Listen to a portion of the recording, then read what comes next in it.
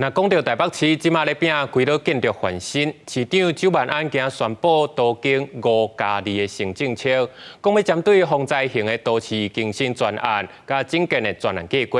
特别加强耐灾力，而且用一奖励会当达到100%，希望吸引愈侪市民来加入。 让全台北市危险建物及整间住宅得以加速重建。将关仔中的菜沙慢慢到底下有防灾都经整体专案的电视放送，代表都经5+2钱政策正式上路。北市府伫3月推出都经5钱政策，上路半年以来，就吸引10个案件参与。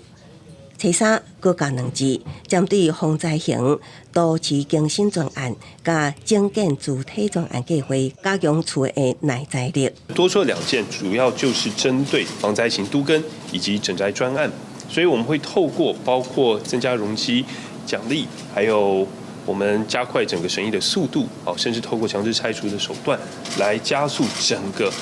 都更的速度。 北市府表示，北市厝龄30年以上的老厝大约有64万户，其中包括海沙屋甲耐整力不足的建筑。为了加速规楼都更，避免发生公安意外，市府予的用这种类相关会达到100%。特别针对防灾型，就是包括海砂屋、绿质过高的建筑物，或者是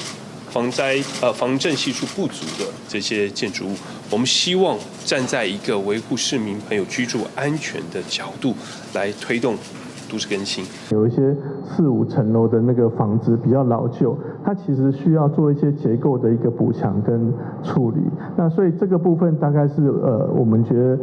耐震的这个部分必须要协助积极处理。 北市府指出，无论是何选择民办都更还是公办都更，拢会当申请，保证北市至少有5000户需要重建的海沙屋，甲1万多户的整建主体，拢会当随受益。搁较有数十万户无符合